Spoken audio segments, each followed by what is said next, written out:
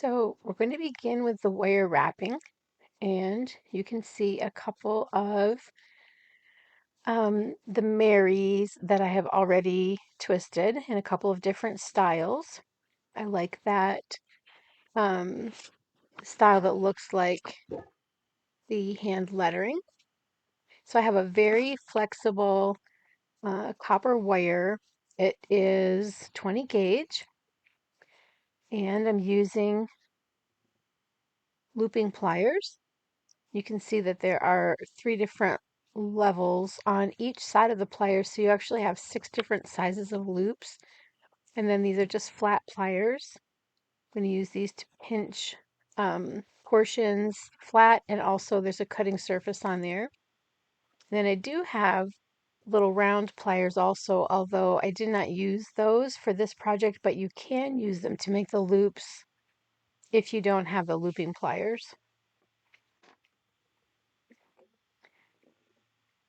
And then I have written out the word Mary on my paper. You could do this with any lettering that you'd like. Just write it out in your handwriting. You could do a name, a different phrase, but I did the word Mary, and you're just going to literally bend the wire. You're going to use that lettering as a template, and you're just going to bend the wire following the template. So on the beginning of the M has a loop, and I laid that down so that I could see um, what kind of bend to start with. And then I'm just going to continue to hold the wire down with my fingers while I bend into the shape of the letters. And each time I'm making a curve, I go to the looping plier so I can get it nice and tight. And back to the template. And I've got to make the upstroke on the second part of the M. So I'm just going to get the length there and then move to the flat plier to pinch that shut. Give that a pinch to close up the loop. And that's the first bump of the three bumps on the letter M. And then it's going to be laid back down, and you're just going to repeat the process. So you can see how tight I was able to pinch that. I don't want any spaces in there. So now back to the template and the next curve, and I'm just going to follow that down. And then I'm marking the position for the upstroke again. And this is going to be exactly the same process, pinching that shut with the flat plier. And then it's going to lay back down on the template for the third bump. So the M is a nice letter to start with, easy peasy. And then curve it up into the E. And then the same thing, I'm going to hold my finger on the wire. And I use the finger to kind of mark the top of my loop. And then I bend it as far as I can with my fingers, and then I'm going to go to the plier if I need to. So you can see here I'm just rounding out the top of that E so I have a little tighter loop there. And back onto the template, and then just again following that lettering. And the wire is nice and soft, so you can play with it to your heart's content. So I'm fussing over the loop to the E here a little bit.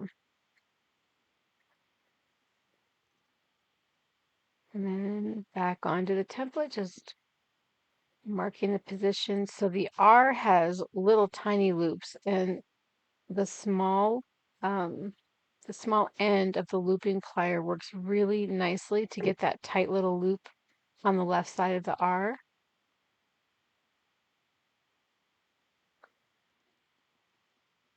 I'm just being a little fussy with my E here.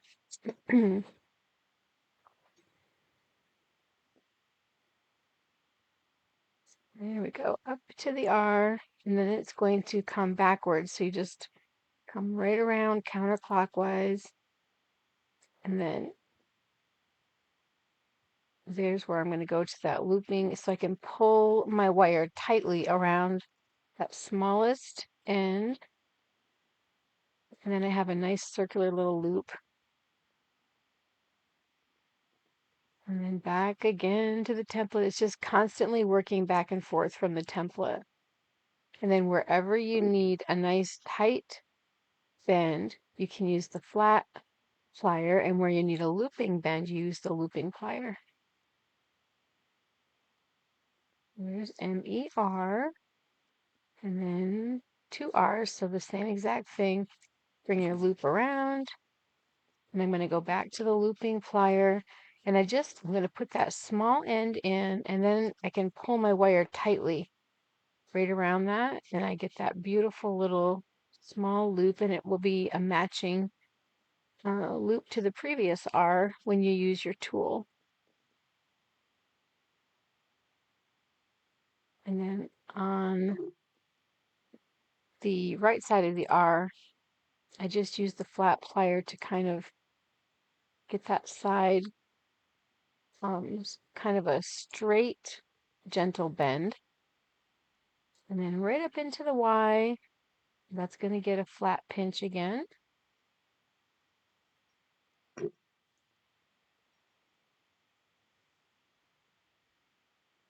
And then we're going to have one more flat pinch where the Y comes down again on that right side.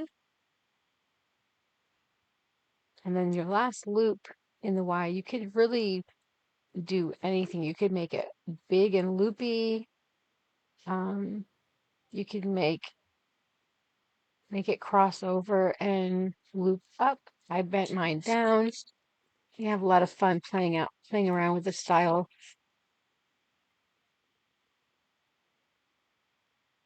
So I just gave mine kind of a downward curve when I wrote it, and then when I bent the wire, I decided to give it. I didn't go into a full spiral, but I decided to kind of bend it in on itself so that I had a double bend there. I thought that was a cute little shape to end it with. And then you can see I'm just rebending to get the position of the lettering back. But there we have the word Mary.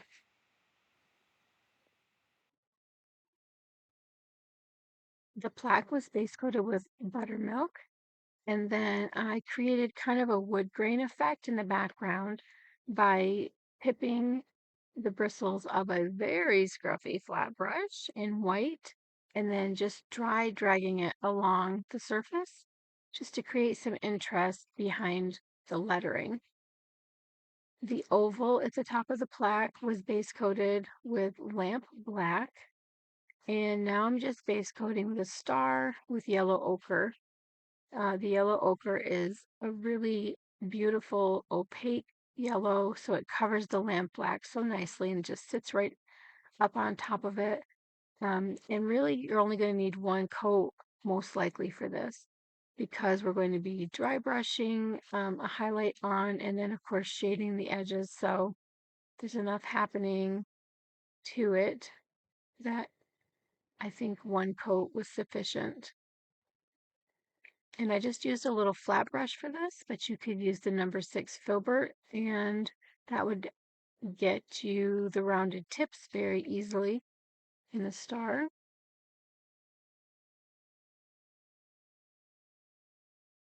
Just smoothing everything out.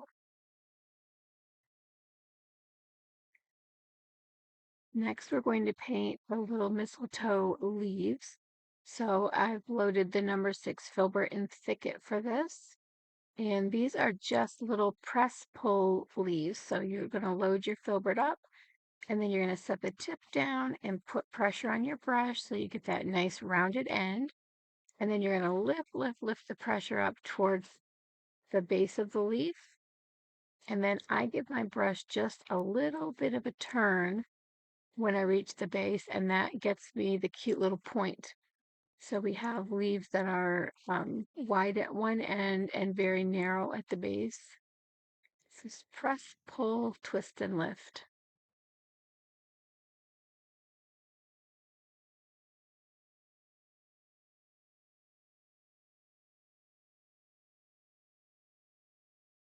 While the leaves are drying, we're going to go ahead and dry brush the center of the star. And I'm using the large Mezzaluna dry brush for this by Dynasty. So dry brushing, I'm using a dry brush. I'm just picking up white paint and I'm going to scrub off on my paper towel to remove the excess paint and then just dry brush the center of the star. And I went a little bit into each of the points also. So it wasn't just focused on the dead center, but pulling that dry brush highlight just slightly into the each of the arms of the star, just so it kind of puffs it up a little bit.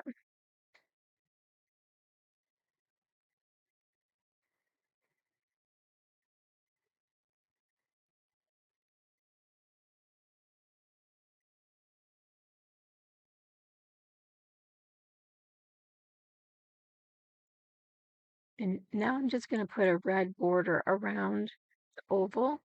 And really, it would have been a lot easier to do this before the leaves were painted instead of working around the leaves. So in the directions, I do have you pulling this border before this point, but this is about the time when it struck me that I thought the extra red would be kind of nice. So this is country red thinned and just being pulled in a liner brush. And it's just going to go all the way around the oval. So I'm working between my leaves a bit, but you won't have this problem because you'll be doing this before the leaves are already on.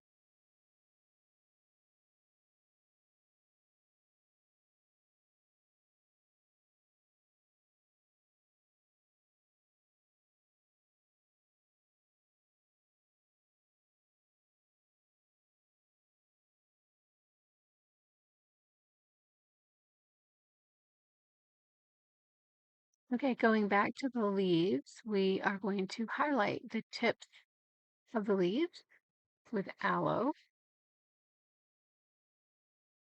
So I'm using my little 1/4 inch angular brush for this, just loading the toe of the brush and then pushing a very soft float just around the tip of each leaf. And then I know that we're not zoomed in here, but when you float that color around the tip, just very gently walk it down a bit into the leaf so that it softens your float up. You can see there's a good example of it. You go around that toe and then just stroke a few times in your watermark to soften the color out.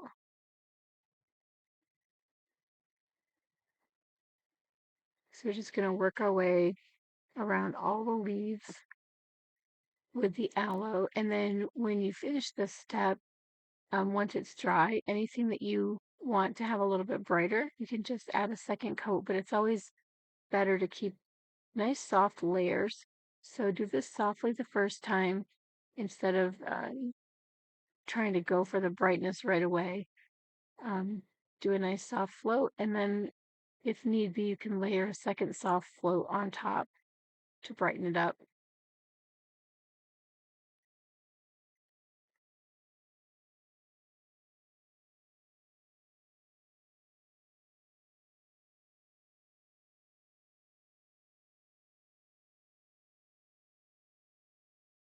Okay, so moving back to the star, we're going to be floating antique gold along the edges, right up against the edge, so that this color um, hits against the edge of the star and then softly floats inward so that it just starts to lay on top of that dry brush.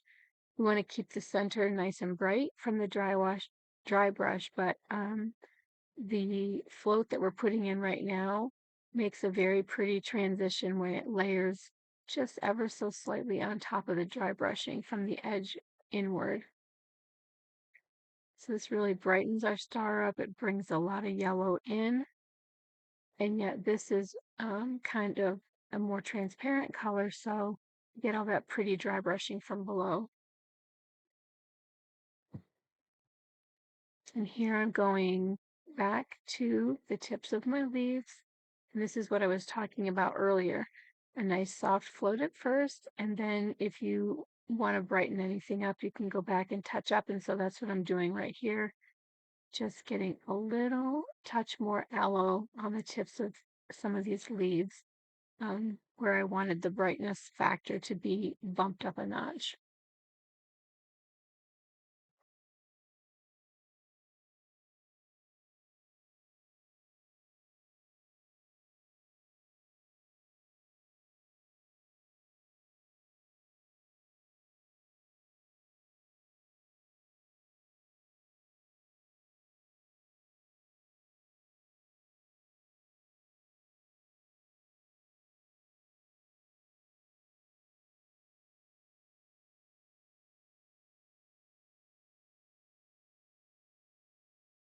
Now we're going to deepen the color at the base of each leaf, putting a shadow in, and this is a 1-to-1 mix of black, green, and thicket. And I'm still using that little 1/4 inch angular brush, loading the toe, and just setting that color down right in the point. And then as you float it, you're almost floating the bottom edge ever so slightly so that you darken that whole base. And it just gives us a little bit of darkness along the bottom, just where the leaf sort of tucks into the whole cluster. So we haven't painted our stem yet, but once we get the stem on, then it will make a little more sense because these leaves are obviously all growing off of the stem. So this is the stem end of the leaf that we're adding the shading to. Just tucking it right in there, and then as you float, you've got to go somewhere. So I'm just going along my bottom edge, or the innermost edge, so the darkness is where it belongs. So now I'm just thinning that shading mix down a bit so that I can pull it in my liner brush. And I'm going to pull the stems and little tiny veins up into the leaves and some curly cues. So you're going to kind of have to judge this color. For me, I had a light enough color that it showed on top of the lamp black and also was nice when it rides up over the star. The greenery kind of winds around that star a little bit. But as always, if the color doesn't suit your shading color of the leaves or your background color, you can lighten or darken as you need to. So you can see mine's on the darker side, but it is light enough that my curly cues are standing out nicely. So if you need to adjust, and instead of doing a 1-to-1 mix, you could do a 2-to-1 mix of the aloe with just a little bit of black green, whatever you need to do so that all of your little accents show up nicely for you on your colors, because we all mix a little bit differently. So there's the first little curly cue. So I think I just added a little bit of aloe back into my color here so that my curly cues would be a little bit brighter. There's one kind of going around that side of the star. And you can pull these, again, they don't have to be placed exactly where mine were, wherever yours want to grow. And then the veins are going to come up through the leaves. And so we've shaded the base fairly dark. And so I'm using black green to pull the veins.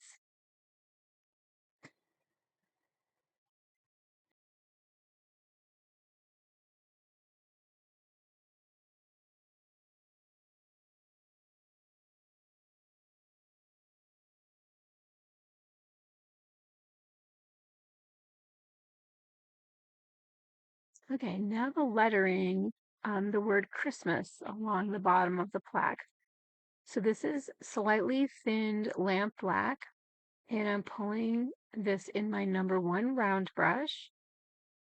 And you can see I started working upside down, and I do a lot of flipping. You need to have your piece in a position that is comfortable for you.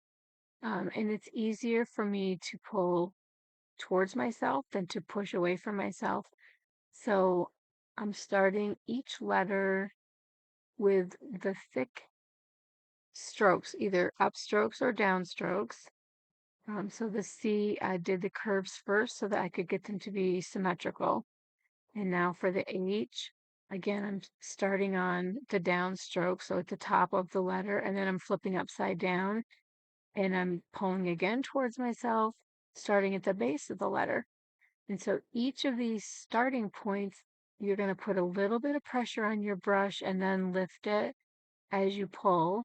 And that way you'll get the little rounded ends to each letter. Okay, so thick to thin, and then all the crossbars are thin. So there's my CH, and again, I'm going to put my tip of my brush down for the R. I'm going to get these bottom strokes on first, pulling towards myself, and then I'm going to flip around um, on the next letter so that I'm pulling downward the same way. So here we go again with the R. I'm going to pull towards myself to finish this up. And so you have to find where your comfort zone is, but that's where I'm at. So I do flip around a lot while I paint. So I'm going to speed this part up a little bit. This is every letter is done the same way. Pressure at the starting point so that the tops and bottoms of each letter are a little bit thicker, and then lifting pressure in the center so that you get that variance. And it makes for interesting shapes in your lettering. And before I speed this up, you can see I'm doing my S's at the same time. That way I'm getting a similar stroke. It's a little easier muscle memory to go from one stroke to the next. And again, doing the curves, the thicker portion first, and then the thinner section.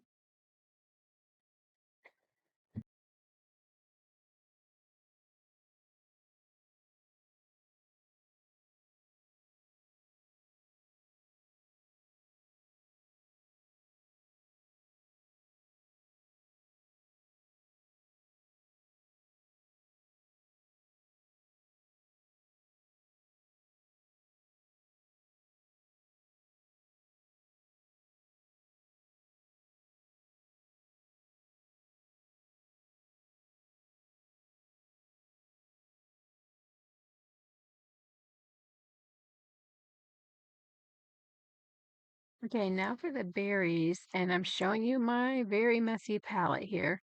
I'm brush mixing buttermilk and country red to get kind of a pinky red to start the berries. It really pops on that black background, this almost pink color. And this is going to really end up being the highlight because we're going to float country red around the back side of these berries. And so what we're putting down right now really makes them shine. So I'm using that number 6 filbert brush again, and using that I can very easily get the little round shapes just by pushing the tip of the brush down.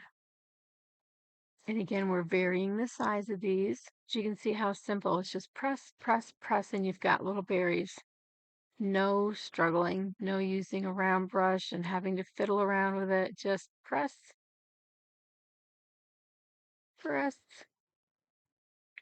And you can see how that color just really pops on there. I just love, love, love it.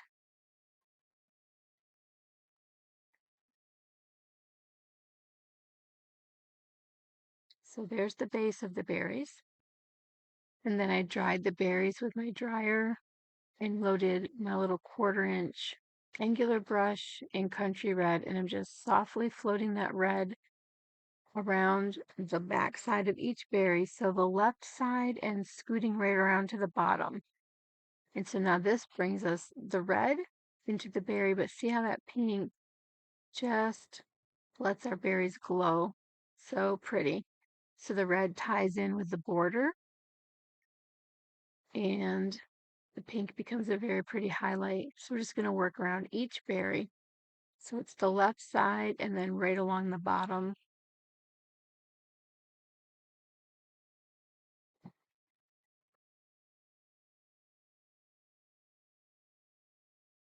Then I just rinsed my brush and touched into buttermilk. And I'm just touching the very tip of the toe to the upper right of each berry to add a little sparkly highlight.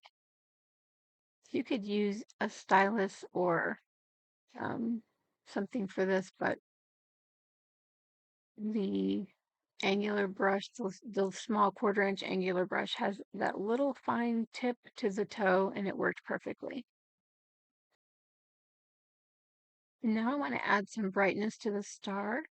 We already have our dry brush highlight on there, but I want to give it an extra sparkle. So I'm just brushing a light sheen of water over the star and then touching a little tiny drop of white into the water and then using my dry brush to kind of disperse it. And then I get that very soft sparkle highlight. Okay, and now I'm going to adhere the wire Mary onto the plaque. So I'm just positioning it where I want it to get an idea of what, how far over I want it. And I liked it justified to the left, so I'm going to leave it there. And then I'm using Crafter's Pick, the Ultimate Tacky Glue. It holds everything. It holds metal, glass, plastic, paper, wood. So I'm just applying this glue all along my word, and I'm hitting the wires, obviously, that are going to be touching the plaque. And that happens every place wire crosses another piece. And so you can see I've just got some glue here on a scrap, and I'm just using a little needle tool that I have because it's very small and fine, and I can place the glue exactly where I want it. You could brush it on with an old brush. Um, you want to have a thick enough layer to grab, but our wire is so thin that using the needle tool let me get a pretty good deposit of glue in a very specific location all along the wire. And then once you have the glue on as many places as you can where it's going to make contact with the surface, just lay it back down, position it where you're going to want it, and then I weighted it down with just what I had on my table. So I had trying to wait and see here if I'd used paint bottles or if I used jar of medium, I think. And so I just pressed it down so we would get some grab. And then yeah, so some product that I had on the table. And just so that it has some weight to it so the wire doesn't want to spring up on you. And then it wasn't very long and I was able to take it off, and you can see I'm rushing it here for the video by heating it with my heat tool, drying it, speed drying it a bit. But it's best if you just let it dry naturally, but this did work, and I have I'm just removing some excess glue here at this portion. I have hung mine up. I've taken pictures for you for class. I've hung it up at the house a couple different places. Um, and so the fact that I speed dried it doesn't seem to be affecting it. The hold, it's on there really sturdy, not loose at all. So it's really good glue. So the same needle tool, just the glue dries clear, but I didn't like to see any excess, and so I'm just going around the wire and taking off the excess glue at this point. And this plaque came with the jute already attached, so there really isn't anything as far as finishing. If you want to varnish, you can varnish. Um, I always liked that matte finish, so I put a matte varnish over mine when it was all done. And I did that after the glue was applied, so the glue is going down to the plaque and not onto varnish. And then just giving one final little speed dry here. And that's our project.